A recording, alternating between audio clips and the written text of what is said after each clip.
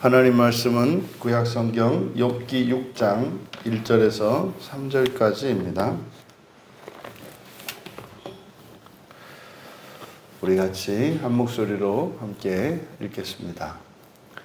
욥이 대답하여 이르되 나의 괴로움을 달아보며 나의 파멸을 저울 위에 모두 놓을 수 있다면 바다의 모래보다도 무거울 것이라. 그러므로 나의 말이 경솔하였구나. 아멘. 비유는 그 사람의 수준이다 라는 제목으로 말씀의 은혜를 나누고자 합니다. 이제 6장 1절에서 시작이 돼서 7장까지 7장으로 이어지는 엘리바스에 대한 욥의 대답입니다. 이제 욥이 나의 괴로움과 나의 파멸 이것을 이제 저울에 달아보면 이것이 뭐 달아볼 수 없을 정도로 만약에 그렇게 달아본다면 바다 모래보다 무거울 것이다 이렇게 이야기를 합니다. 그러니까 자신이 겪은 이런 고통 충분히 욥의 말을 우리가 이해할 수 있지 않습니까? 정말 지금 욥이 겪고 있는 이 환난이라고 하는 것은 정말 어마무시한 거죠. 욥이 겪었던 것 가운데 하나만 겪더라도 사실 그의 인생의 모든 꿈과 소망들이 사라지게 되고 과거를 부인하는 일이 일어나지 않으리라고 장담할 만한 사람이 없습니다. 그런데 사람들이 가장 두려워하는 그 모든 것이 사실은 이 욥이라고 하는 이 사람에게 일어난 거지 않습니까? 그러니까 충분히 우리가 그의 말에 공감을 할 수가 있어요. 그리고 그의 말은 빈말이 아니라 거의 사실에 가깝죠. 그런데 말입니다. 곰곰이 욥이 한 이 비유, 내 괴로움과 파멸을 달아본다면 이게 바다 모래보다 무거울 것이다. 그러니까 욥이 말하고자 하는 의도는 충분히 알 수 있습니다. 그런데요, 한번 우리가 진짜 바다의 모래의 무게를 알 수가 있을까요? 그리고 실제로 바다의 모래의 그 무게를 우리들이 이렇게 알아보기 위해서 시도라도 하는 거 합니까? 그렇지 않잖아요. 단지 욥은 감당할 수 없다는 거죠. 자신이 감당할 수 없다. 자신이 감당할 수 없는 그런 괴로움과 그런 파멸이 자신이 겪은 것이다 라고 이야기하고 싶은 거지 않습니까? 근데 문제는 이렇게 알 수도 없고 할 수도 없는 그 바다의 모래의 무게를 재는 일, 그러면 바다 모래의 그 무게가 얼마인지 우리는 알 수 없어요. 그러면 그 순간 욥 자신이 이렇게 이런 비유를 쓰는 순간 자신이 겪은 이런 괴로움은요 무한한 무게를 가지게 돼요. 바다의 모래를 그러니까 마음으로는 크다라고 하는 이게 이제 과장적인 비유를 썼는데 그 순간 내 머릿속에서는 그리고 내 가슴 속에는 그것이 무한한 것처럼 여겨진다 이 말이에요. 무한하다. 감당할 수 없다는 거거든요. 그런데 말입니다. 사람이 고정된 존재가 아니에요. 사람의 힘과 능력, 이런 인내의 한계라는 것이 딱 고정되어 있는 게 아니라 사람은 끊임없이 하나님께서 새롭게 하여 주신단 말이에요. 또 죄로 인해서 오히려 또 점점점 쇠져나 가기도 해요. 그러니까 견딜 수 있었던 것을 견딜 수 없게 되기도 하고 또한 견딜 수 없었던 것을 견딜 수 있도록 더 강한 사람이 되어져 가기도 한다 이 말이죠. 그런데 이렇게 알 수도 없는 것으로 비유를 삼는 순간 우리 머릿속에서는 착각과 혼란이 일어나요. 그러니까 사실은 그거는 견딜 수가 없는 정도인데 이거는 무한한 거다. 무한한 거다.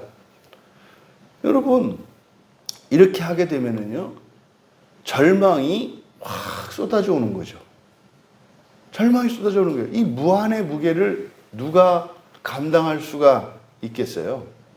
그러니까 이것이 지금의 나에게는 견딜 수 없는 것이다. 그러니까요. 그냥 그 무게에 눌려서 절망하고 죽든지, 아니면 내가 현재 감당할 수 없는 이 삶의 무게를 감당할 수 있도록, 아니 오히려 그것을 능가할 수 있도록 나를 변화시키면 되는 거잖아요. 그런데 이렇게 말하는 순간 그냥 모든 소망이 사라지고 절망하고 자포자기할 수밖에 없죠. 그러면 그 사람의 마음 속에는 온갖 악과 증오심만 남아서 그게 쏟아져 나오게 되어 있습니다. 그것을 욥이 어떻게 했다? 나의 말이 경솔했다. 여러분, 또 욥이 왜 이런 말을 하게 됐습니까? 이거는요, 욥을 위로하기 위해 찾아온 친구들을 보는 순간 그 친구들에게 이 자신의 딱한 처지를, 이 괴로운 심정을 토로하고 싶었고 알려주고 싶었어요. 내가 이렇게 힘들다는 것을 이야기해주고 싶었어요. 그때 다른 누군가에게 자신이 겪고 있는 그 괴로움, 사실은요, 나도 나의 괴로움을 알 수 없는데 다른 사람이 나의 괴로움을 알 수가 있겠습니까? 그건 뭐 말도 안 되는 거죠. 근데 다른 사람에게 나의 딱한 처지를, 이 괴로운 심정을 이렇게 말을 하려고 하다 보니 상대방이 공감하지 못하잖아요. 그러면 어떻게 해요? 그를 공감시키기 위해서 설득하고 설명을 해야 되지 않겠어요? 그러니까 이렇게 말을 가지고 그것을 막 전달하려고 하다 보면 그때 전달하는 사람의 마음속에 일어나는 것은 이 근본 감정이, 이 악한 감정이 올라오게 됐어요. 이제 하면서 이야기를 하면서 보니까 자기도 듣는데 참 그 얘기를 들어보니까 자기는 공감을 하죠. 자기는 공감을 하죠. 그러면서 그 말을 하면서 자기가 자기 연민에 빠지게 돼요. 두렵고요, 수치스럽고요, 외롭고요. 얘기하면 할수록 외로워지거든요. 못 알아들어요. 안 되거든요. 그러니까 나는 지금 심각한데 아무리 봐도 내가 이렇게 생각하는 것처럼 심각하게 여기지 않는 것 같아요. 그럼 나중에는요, 미움이 올라와요. 그러니까 우리 안에 이 사랑이 조각나서 생겨져 버린 이런 악한 근본 감정들이 올라오게 돼 있어요. 뭐를요? 나도 가늠할 수 없고 도저히 나의 그것을 이해할 수도 없고 공감할 수도 없는 타인에게 그것을 설명하려고 할 때 거기에서 일어나는 것은 오히려 부정적인 효과가 일어난다는 거죠. 또 이것을 반대로, 그러면 아하, 내가 누군가의 괴로움을 공감해주고 누군가의 그 아픔에 참여하는 이 일은 그 사람에게 굉장한 힘과 위로가 되어 뿐만 아니라 그때 거기에서 사랑이 생겨나죠.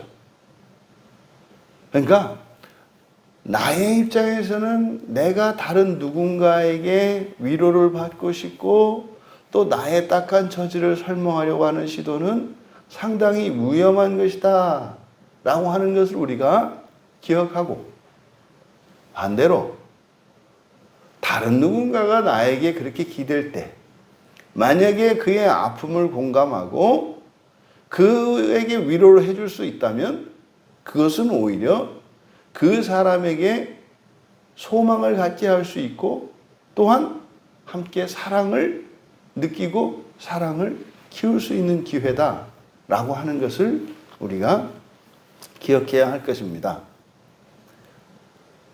욥이 엘리바스의 이 대답을 듣고 보니 자신이 생각했던 것과는 정반대로 오히려 엘리바스가 욥을 충고하고 조언하는 이런 모양새를 취했지 않습니까?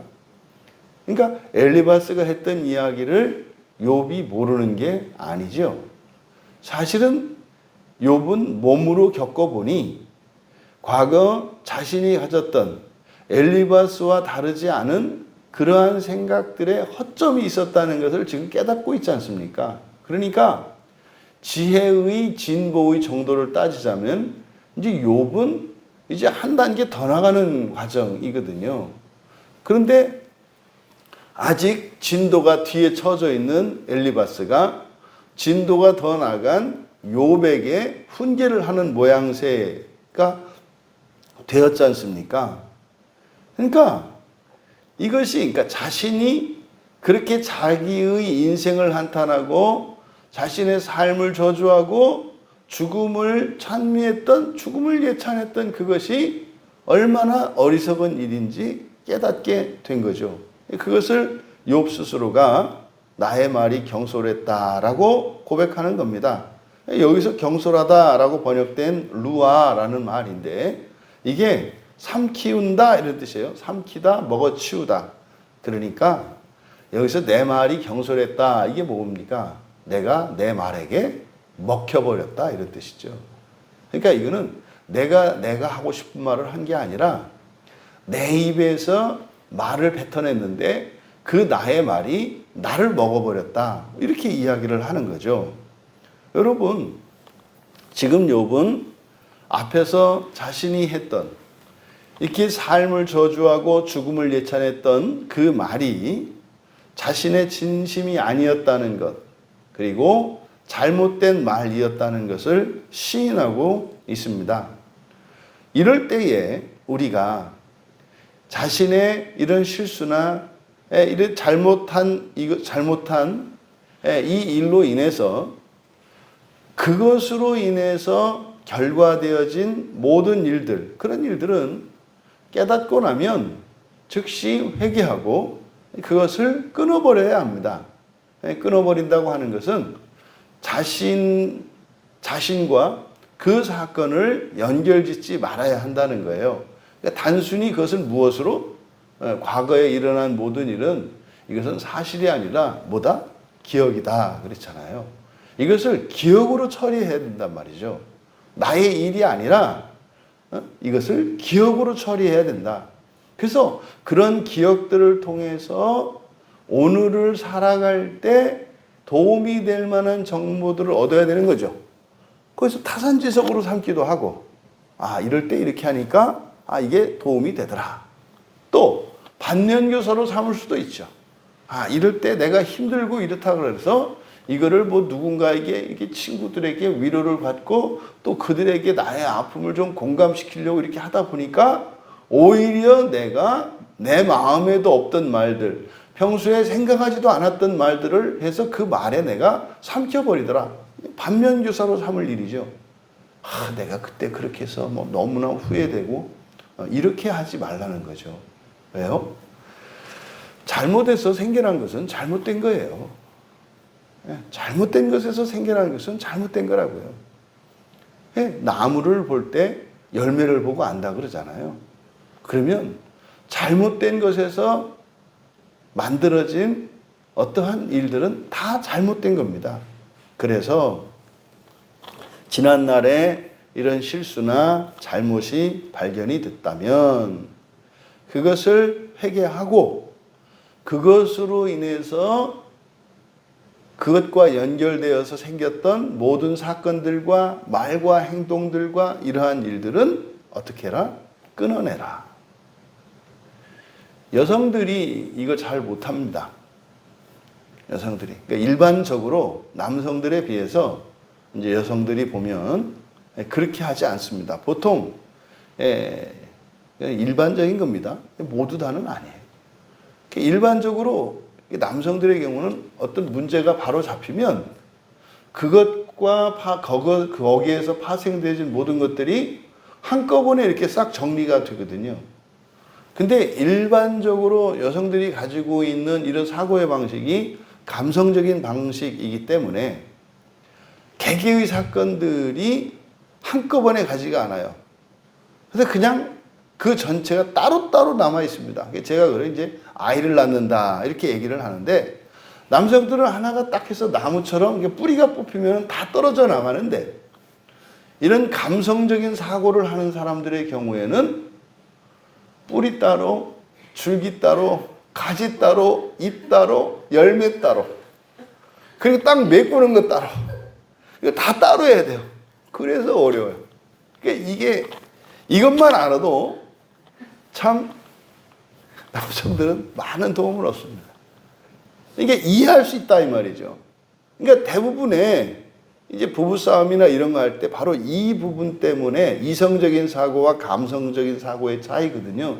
이성적인 사고를 하는 사람들은 그래, 그때 그렇게 해서 그 문제가 이렇게 잘못된 걸 바로 알았고 됐으니까 거기에서 있었던 일들 한꺼번에 가야 되는데, 아내들은 그게 안 되는 거예요. 그래도 난 아팠어. 그게 거짓 감정이거든요. 왜? 그건 잘못된 거에서 생겨난 거니까. 근데 아팠어. 지금도 쓰라래. 뭐 이게 이제 해결이 안 되는 거죠. 여러분, 이거는 남자 여자 이런 문제가 아니라 우리의 실존에 관한 것이에요. 그래서 일반적으로 이런 여성들과 남성들이 가지고 있는 이런 성적인 차이가 있어요. 왜? 신체적인 기능이 다르고 우리의 사명이, 역할이 다르기 때문에 거기에 적합하도록 우리들이 사고하고 말하고 행동하게 되어 있거든요. 하지만 이게 그것은 단점이 아니에요. 그게 아름다움이고 장점이 되는 거죠. 그러니까 그것을 어떻게 사용하느냐에 따라서 그것을 잘 활용할 수 있는 거 아니겠습니까? 그래서 우리들이 지나간 과거를 처리하는 방식에 있어서 잘못된 것에서 나온 것은 그거는 잘못된 것이기 때문에 그것을 나와 결부시키지 마라. 또 왜 그렇습니까? 우리가 오늘 회개했다면 나는 이미 다른 존재가 되고요. 과거에 있는 모든 일들이, 물론 아직 해결되지 않은 것들은 현재와 이게 연속선상에 있어서 분명히 연결된 것이 있겠습니다만, 회개한 것에 있어서는 그것은 나하고는 전혀 상관이 없는 것이죠. 그러면 그것은 나뿐만 아니라 다른 사람에게도 동일하게 적용해야 하는 거예요. 근데 이것이 해결이 안 되면 성령님께서는 우리 안에서 끊임없이 우리들을 변화시키고 우리들은 또 끊임없이 원상태로 회복시키는, 말하자면 성령께서 우리의 누더기를 벗겨서 깨끗하고 아름다운 옷을 입혀놓으면 바로 따라가서 그 쓰레기통 뒤져서 그걸 주워다가 이거 아니라고, 네 옷 아니라고 벗으라고 다시 입혀놓는. 그러니까 성령님이 얼마나 깜짝 놀라겠어요. 그걸 또 어디서 그렇게 찾아가지고 그걸 주워다가 그걸 입혔는지 딱 돌아오면 그대로임. 여러분, 이게 우리 의식 속에서, 우리의 감정 속에서 일어나는 일이라는 것을 기억하셔야 해요. 우리가 모든 예배는요, 모든 예배 때 들어올 때와 나갈 때 다르거든요. 근데요, 왜 그 변화를 못 느껴요? 그 짧은 시간 안에 그것을 회복시킨다 이 말이에요. 회복시키는 게 아니라 이제 다시 더럽히는 거죠. 원상태로 회복시키는. 주일학교 교사해본 분들은 그걸 알죠. 네? 주일에 애들을 좀 깨끗이 씻겨서 따끈따끈하게 만들면 그 다음 주에 돌아오면은 원상태로 돼서 돌아오거든요. 그래서 주일학교 교사를 해보면 꼭 느끼는 게 뭐냐. 이거는 부모가 바뀌지 않으면 안 되는 거구나. 이 집이 바뀌지 않으면 안 되는 거구나. 뭐 이거를 절감을 하잖아요. 근데 그게 뭐 부모의 문제가 아니라 사실은 누구예요? 우리들의 문제란 말이에요. 우리 자신, 나 자신의 문제고, 은혜 가운데 있는 우리들 그리스도인이 바뀌면 그렇게 되는 거죠. 우리가 안 바뀌기 때문에, 그러니까 어쩌면 과거 주일학교 때 같이 공부했던 그 학생들이 집에 가서 일주일 동안 엄마가 원위치 시켜가지고 다시 보낸 게 아니라 어쩌면 이 아이들이 달라진 그 모습으로 살기가 쑥스러웠는데 우리는 그렇게 대한 것이 아니었는지. 달라진 아이로 대하지 않고 달라지기 이전의 아이로 대한 것은 아니었는지. 왜요? 달라졌을 때 그것을 이렇게 확 드러내는 일은 굉장한 용기를 필요로 합니다. 왜요? 만약에 그렇게 했다가 누군가로부터 면박을 당하거나 조롱을 받을 수 있다고 하는 이런 두려움과 수치심이 우리 안에 있기 때문이에요. 새 사람이 되었다 그래서 새 사람으로 살아간다는 일은 쉽지 않습니다. 왜요? 사람은 관계 속에서 살아가기 때문에 그렇죠. 욥이 느꼈던 나의 말이 경솔했다. 여러분, 이 욥의 말을 통해서 우리들이 교훈을 좀 얻어본다면, 욥이 처음에 사용했던 이 비유를 통해서 자신이 먹혀버렸죠. 앞에서 삶을 저주한 것뿐만 아니라 또 그가 말을 할 때 사용했던 이러한 비유들, 이것으로 인해서 자기 자신이 먹혀버릴 수 있다는 거죠. 사람은 누구나 다 비유를 사용합니다. 그래서 말할 때 또 우리가 말하지 않고 머릿속으로 생각을 할 때 우리들이 이런 비유를 사용을 해요. 그러면 이 비유를 잘 점검해 보아야 합니다. 왜냐하면 그 비유에 우리가 먹혀버릴 수 있기 때문이다. 그래서 예수님이 비유로 말씀을 하시잖아요. 그러니까 비유로 말씀할 때 그 비유는 사실상 그 사람의 수준과 그 사람의 상태를 나타낸다고요. 그러니까 어떤 비유를 사용하느냐에 있어서 또 어떤 비유로 생각을 하느냐에 있어서 사건의 진실이 과장되기도 하고 축소될 수도 있다라고 하는 거죠. 바로 성경을 우리가 읽고 성경을 공부하는 중요한 목적 중에 하나가 바로 이겁니다. 우리들의 말을 바로잡고 우리의 바른 비유를 할 수 있도록 하는 거죠. 그래서 성경을 통해서 적절하고 바른 비유를 할 수 있게 되어 가는 거죠. 두 번째로 욥과 이 엘리바스, 그러니까 친구들이 욥에게 찾아왔을 때 욥이 했던 시도, 친구들로부터 자신의 처지를 이해받고 싶어 했어요. 위로받고 싶어 했어요. 그러니까 위로해 주어야 합니다. 하지만 내가 위로받고 싶어 할 때, 그때는 위험이 도사리고 있다는 것을, 그러니까 내가 위로받고 싶을 때 사람을 의지하고 기댄다면, 사람에게 기댄다면 거기에는 위험이 도사리고 있다라는 사실을 기억해야 합니다. 모험이다 이 말이에요. 정말 감사하게 위로받을 수 있다면 복된 일입니다. 그렇게 해서 아픔을, 슬픔을, 고통을 함께 나누고 위로받아서 거기서 힘을 얻을 수 있죠. 그런데 말입니다. 거기에는 오히려 더 가중될 수 있다는 위험이 도사리고 있어요. 그러니까 누군가의 위로를 받아들여야 되겠습니다만 내 마음의 빗장을 풀고 내 마음이 먼저 위로받고자 할 때 약한 모습을 보이는 거죠. 누구에게? 사람들에게. 그럴 때는 그것이 틈이 될 수 있다는 사실이에요. 물론 그것이 내 마음의 빗장을 열어야 위로도 받을 수 있어요. 이게 또 너무 닫아도 안 되죠.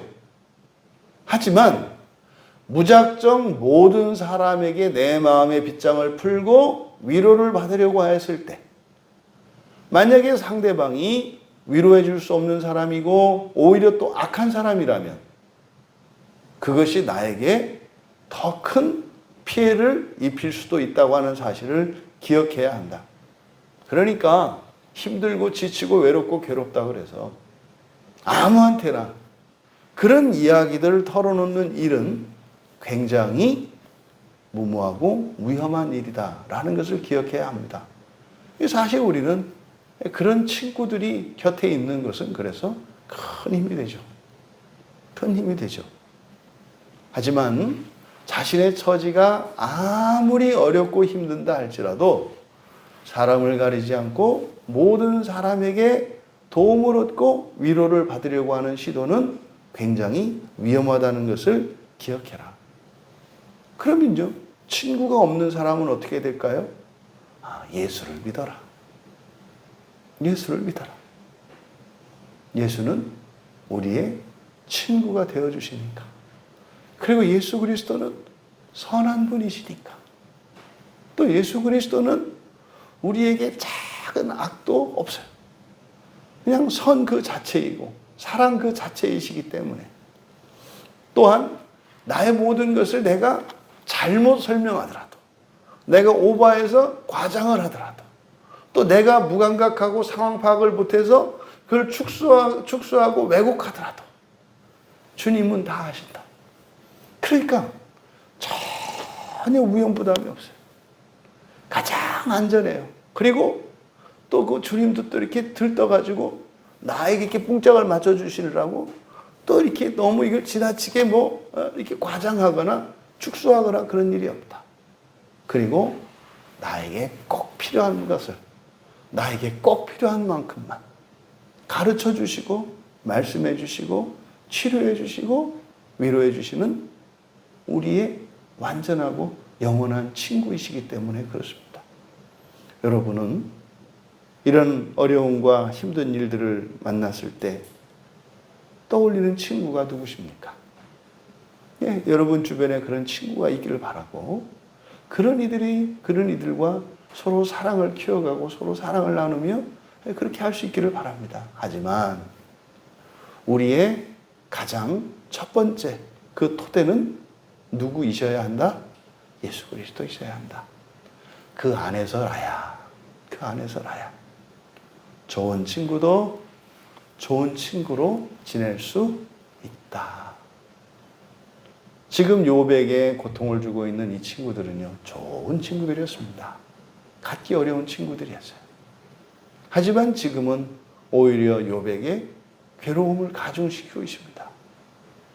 물론 결과적으로는 그게 또 득이 됩니다.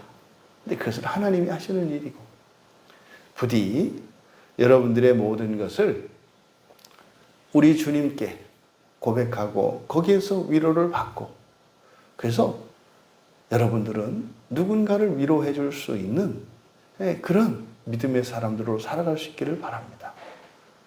하지만 이렇게 위로받고 위로받는 일들, 위로하고 위로받는 이런 일들, 이러한 일들 속에서는 반드시 말이 사용이 돼요. 말이. 그래서 우리 말을 스스로 점검하고, 특별히 우리 말 가운데 우리들이 사용하는 비유들이 어떠한가를 살펴봄으로써 우리가 어떠한 사건을 만났을 때 관계 속에서 이 사건들을 어떻게 해결하고 해소시키며 또 그것을 통해서 어떠한 유익을 얻어가야 할 것인지를 잘 점검하고, 그래서 불행한 일이든 행복한 일이든 기쁜 일이든 슬픈 일이든 우리 주님 안에서 이루어지는 원만한 해결을 통해서 또 우리의 모든 관계 속에 선한 영향력으로 펼쳐질 수 있기를 주님의 이름으로 축원합니다. 존귀하신 하나님, 저희들이 습관적으로 말하는 저희들의 모든 비유들 또한 이러한 생각들, 이것이 저희들의 사고를 제한하고 저희들의 감정을 또한 조작할 수 있다고 하는 사실을 깨닫게 되었습니다. 그저 저희들 자신의 입장에서 주관적으로만 생각할 것이 아니라 저희들이 사용하는 말과 비유들이 어떠한 것인가를 잘 분별하게 하여 주셔서 주님의 말씀과 주님의 지성을 닮아갈 수 있는 저희들이 되게 하여 주시옵소서. 감사하며 예수님의 이름으로 기도하옵나이다.